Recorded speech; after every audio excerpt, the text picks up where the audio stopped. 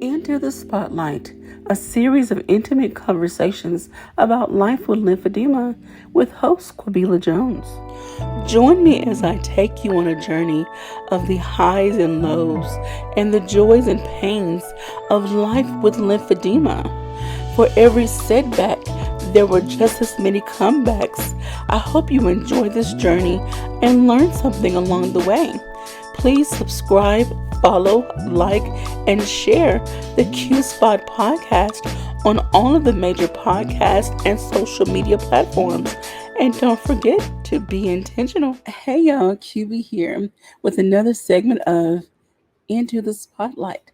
So on the last segment, I discussed surgery and how I had 4 surgeries within the course of a 2-year span, and how not having adequate follow up care by way of compression and compression therapy, the growth, the fluid, the swelling came back with a vengeance.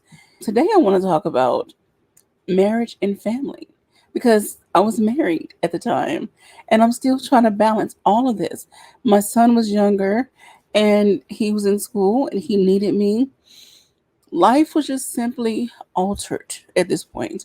Yes, I was able to drive some. I'm very limited, but I wasn't able to walk very well or very far. I wasn't able to go everywhere and do everything I wanted to do. So I had to depend on my son a lot. I had to depend on my husband a lot. By doing that, that did something to me because I was always this independent, do it myself. Not that I didn't need anybody else, but I never wanted to become needy. I never wanted to become a burden on anybody. Being in that position, trying to manage my lymphedema, my family, my child, not working, working part time at home jobs, trying to get income coming in through Social Security, all these different balls I'm juggling in the air. And mind you, yeah, trying to remain spiritually grounded. I was going to church. Sometimes I felt like I was going through the motions because I allowed what was happening to me to get the best of me. And I'm like, okay, God, something has to give. The dam has to break. I can't. Unfortunately, here I am again from 2009 to 2021. I'm still dealing with this condition, and now it's progressed even worse than back then. So here we are on the other side of surgeries, 2012, and I'm still dealing with these growths. I am still having to wrap my skin, my legs, in absorbent bandages. That's a whole other, like, oh my God. Imagine taking adult diapers, however long they are, trimming all the excess off, wrapping that around your leg, taping that on, getting everything positioned so it doesn't come off, so you can at least get around the house. Like, this is a whole new normal for me. And it was not easy mentally, emotionally, spiritually. None of this was easy. Yes, people were like, oh, just pray about it. God is doing something, God this, and pray, yada. I didn't want to hear that at the time. And there are still times today, and I'm going to be real with you and myself. There are still times today where I'm like, I don't want to pray about it. I'm tired of praying about it. I'm tired of this. Going back 2012, 2013, 2014, in that time span, trying to balance my marriage and my child. And mind you, my marriage was also falling apart. Now, it was falling apart for other reasons. Dealing with lymphedema and all that came with it did not help at all. It was like adding more fuel to a campfire. Like a small fire is now growing in size. So now we're going to turn into a huge forest fire, in several years. It was a mess. I was a mess. Um, Having these growths, having to wear different clothes, having to alter my lifestyle, not being there for my child, not being able to do things with my husband. I joined an organization that I shall not reveal at the moment. It was a civic organization, and I tried to be active in that. And there were just times I just couldn't. And I couldn't get people to understand I can't go, I can't come. And if I do, I gotta pack all this stuff. There were times I went to family functions and I had to pack all these diapers and supplies. Do you know what that's like? I had to get a hotel room. There was one time I stayed at one of my cousin's house and I had to sleep on an air mattress. Now, I was a little smaller, not much, than this, a little more flexible, quite a bit more flexible. Can you imagine trying to sleep on an air mattress, get up off the air mattress, and then try to navigate, her bathroom setup to change my bandages? It was a whole mess. It was just like, it's not worth it. I'm just going to stay at home. And eventually that became my attitude. I'm just going to stay at home. I couldn't get my friends to understand sometimes. And I mean, did I really expect them to? Was it fair for me to expect them to understand? But I couldn't get them to understand at times. I can't. I don't feel like it. Lymphedema weighs on you physically. The fluid is heavy. It's awkward when you have these different growths and your legs are a certain size. For those that have lymphedema in their legs, you feel like you're just walking through mud. It's uncomfortable. It's awful. I have friends that want me to go out to eat, go hang out, go do this. I don't want to. I'm just gonna be real. I don't want to. People want to come over my house. They're like, "You got the blinds closed. Why it's so dark in here? Are you depressed?" And at the time, I didn't think I was depressed. I didn't feel like I was. I just didn't feel like socializing. I felt like being closed off. I felt like keeping it dark. I was just in a dark emotional place, but I wasn't depressed. I wasn't just sad. Well, I'll take that back. I was kind of sad, but I was more angry and frustrated. And I felt like that just increased over time. And I will admit, even today, 2021, I have found myself being more angry. When I have different complications arise, I get angry. Like, okay, God, I'm trying to do better. I'm trying to adjust my eating. I'm trying to lose weight. I'm trying to do XYZ. I'm trying to boost my career. But now I can't even do the XYZ over here. Whew, okay, I'm going to calm down. Bring it back down. Bring it back. Going back again, 2012, 2013, 2014, and let's just go ahead and throw 2015 in the mix. So marriage, family, husband, child, and then my family. Um, I just missed out on a lot. My son wanted to play football. I couldn't go to his games. He wanted to do other things. I couldn't take him all the time. He wasn't at the age where he could drive yet. So it's like I have to either find someone to take him, pick him up, or I have to struggle and go and do it myself. There were times that I could drive, but I couldn't get out of the car because I'm like, I just simply don't feel like walking. I can't. It's too much. It's this. It's a lot. And so it was a lot. So here I am, feeling like half a person, half a wife, half a mother. You know, that wasn't fair to my child. That wasn't fair to my husband.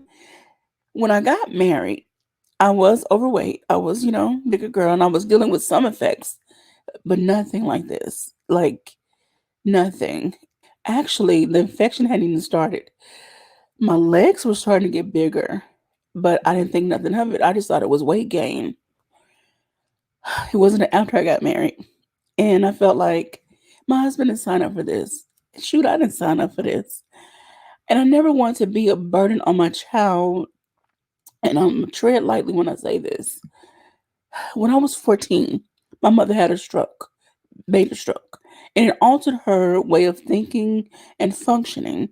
I had to help her get dressed before school every morning.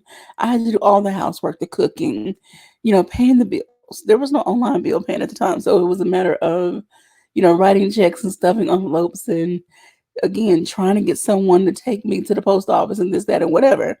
We lived in the country. We didn't have a car. So it was a whole mess. So anyway, moving forward, I never wanted my son to have to endure what I did. Before anyone says anything, I loved my mother and I would do it again. Just at 14, it was a lot. Trying to navigate being a teenager, figure out who I am, and now I'm having to be a care provider for my mother. It was a lot. It was a lot. And I never wanted my child to go through that. I wanted him to have a happy, full childhood, teenage years. I wanted him to do everything he wanted to do to the best of his ability, to the best of our budget. you know, Unfortunately, it just didn't work out that way. Now, did I put a lot on him? I really tried not to. I enlisted the help of home health nurses. I let other people who were willing to come in and help me. And things that didn't get done, they just didn't get done.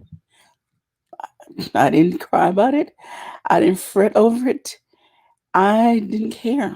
Whatever did not get done, just did not get done. My husband had some complaints along the way. He felt like there were things I shoulda, coulda, woulda, did that, and whatever. I don't think he even understood the depth of what I was dealing with. He didn't understand the mentality that I had to struggle with going through that part of lymphedema. Even after having surgery, still going to the doctor, having nurses come in, getting multiple infections, hospital stays. It was too much. There were times I stayed in the hospital. I know it was every bit of 3 weeks. I had, on top of infection in my leg, there was this upper respiratory thing going on. And any other time I went to the hospital for just the leg infection, that was a good 7 days away from home, away from my family. Yeah. I took a few pictures while I was in there. I did try to chronicle some of my days and stays there and some of the treatments I received. It was a lot. So it was a lot. That's all I can say. It was a lot. And I really appreciate everyone who came through, everyone who came to see me.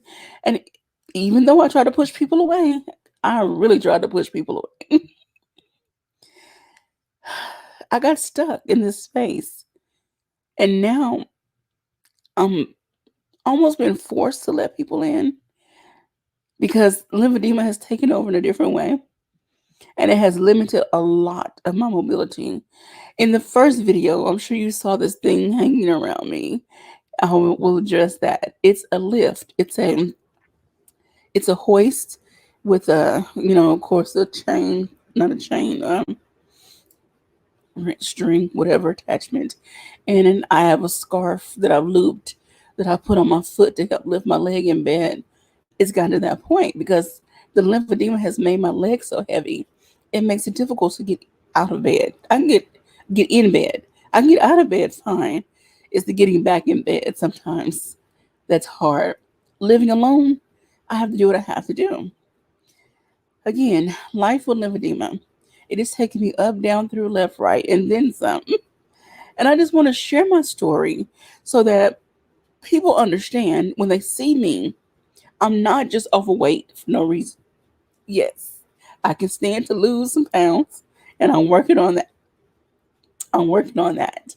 So I'm not trying to excuse my weight, as just being lymphedema. Yes, I can lose weight. Losing weight is not the cure all, though, for lymphedema. It will help, but it's not the cure. Once you reach like stage 2, 3, definitely where I am, 4, 5, 6, whatever. I don't even think there's a number for the stage I'm in. Once you reach those stages, there's no cure. There's only treatments. It's like putting a band aid on a cut. No, putting a band aid on a gash. Putting a band aid on a knife wound. I mean, you do the best you can and you pray that it stays. And I'm not trying to be all dramatic and I'm not trying to be all extra, extra, but this is the reality of it. I know I don't show my legs often and I'm not going to show much more. Only people that are close to me and the medical professionals will see what I'm dealing with now. But just know it's a lot. And I just want people to understand. You see me walking slow, you see me with a cane. And that's another part. I never want to be that person. I never want to have to use an assistive device. And here I am. You know, Having lymphedema has caused me to be humble. However, I was posed with a question by multiple people. If I didn't have this condition, if it didn't affect me the way that it does, would I have even accomplished half the things that I have? Would I even have written those books? Would I have finished my college degrees? Would I have been at the radio station?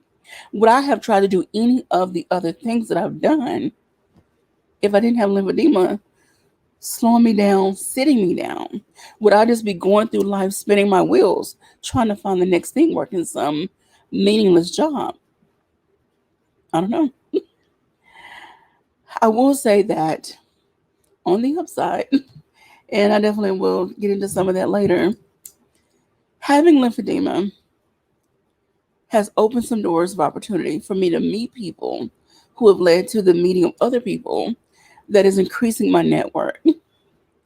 So while I'm angry, while I'm frustrated, and dare I say pissed off at times, I'm still grateful. I'm still breathing on top of the earth. I'm not in a coffin.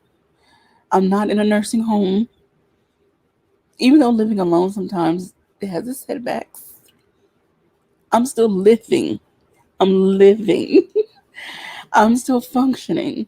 I have the function of my hands, my mind, my body to the best of its ability. I'm still living.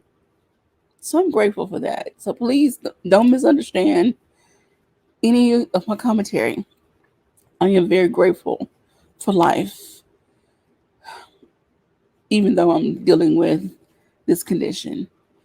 And as I stated on multiple occasions, me sharing my story is not about a pity party. It's not about gaining sympathy. It's about raising awareness and educating people. So I encourage you to educate yourself so that you can advocate for someone you love or for someone you know. Educate and advocate because awareness matters. And with that, I'm going to end it here. I just want to remind you all to be intentional with your words, your thoughts, and your actions. And as always, pink sugar kisses. Thank you for watching the Q Spot podcast video series. Don't forget to join the Q crew so you don't miss a beat. Follow, like, and share on all of my social media platforms, as well as the major podcast platforms. Lastly, be intentional with your words, your thoughts, and your actions.